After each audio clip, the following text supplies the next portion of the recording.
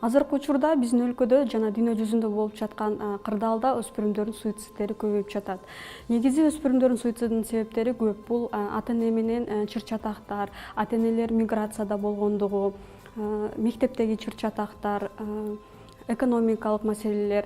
Бирок ушул себептерге азыркы учурда дагы эки себеп кошулууда. Бул окутуунун онлайн форматка өтүүсү жана өспүрүмдөр достору менен баарлашуунун азаюусу.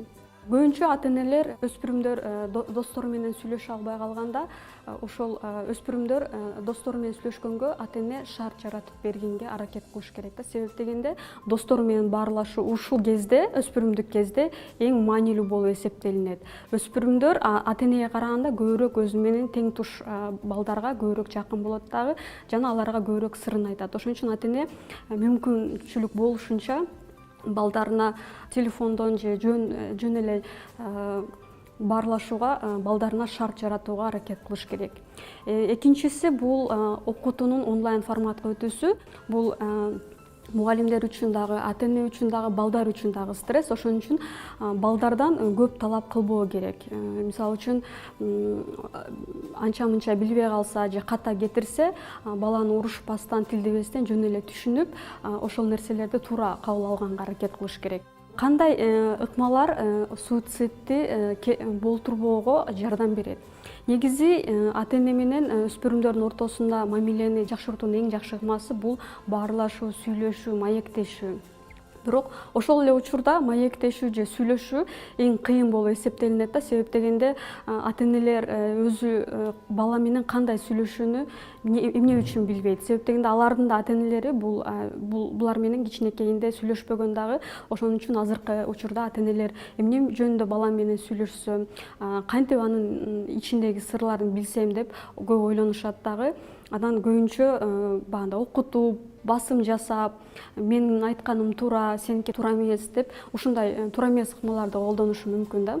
Маектешүүнүн эң жакшы бир ыкмасы бул өзүңөрдүн ата-эне өзүнүн тажрыйбасын айтып берсе жакшы болот. Мисалы үчүн мен ушундай сендей өспүрүм болгонумда менде ушундай учурлар болгон, же болбосо мен дагы ичимде ушундай проблема болуп атат, мен ушинтип жеңип атам деп өзүнө мисал келтирип баштаса, анда бала акырындан ата-энеге жакындап ачылышы мүмкүн.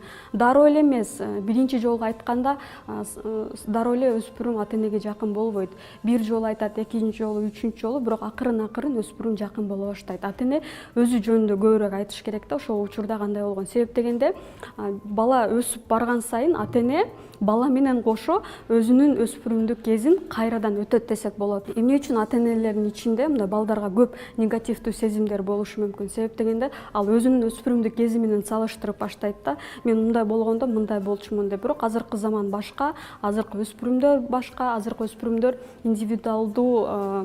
индивидуалдуу подход деп коебуз, ошондойду талап кылат. Ошон үчүн азыркы өспүрүмдөргө башкача мамиле жасоо керек.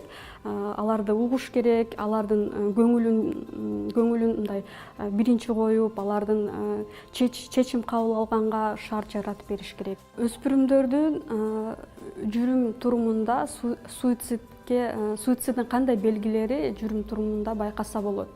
Биринчиден өзүнүн жан дүйнөсүнө кирип кетүү, башкалар менен баарлашуу азаюу, жакшы көргөн иштерине же болбосо досторуна көңүл бөлбөй калуу, кандайдыр бир өзүнүн буюмдарын таратуу, анан көбүнчө өлүм жөнүндө сүйлөп калышат же болбосо өлүм жөнүндө ойлонуп калышат. Ушундай эгер жүрүм турумда өзгөрүүлөрдү байкасаңар, эгер өзүңөрдүн ыкмаңар жардам бербесе же болбосо балдар үчүн эгер ата-энеңер менен сүйлөшө албасаңар, ата-энелер үчүн эгер балдар менен сүйлөшө албасаңар, сөзсүз түрдө специалисттерге кайрылуу керек. Азыркы учурда бизде тез байланыш телефондору иштейт.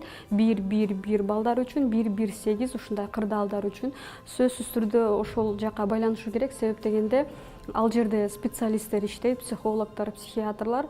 Алар сиздерге телефон аркылуу жардам берет же болбосо керектүү тармактарга багыттай алат.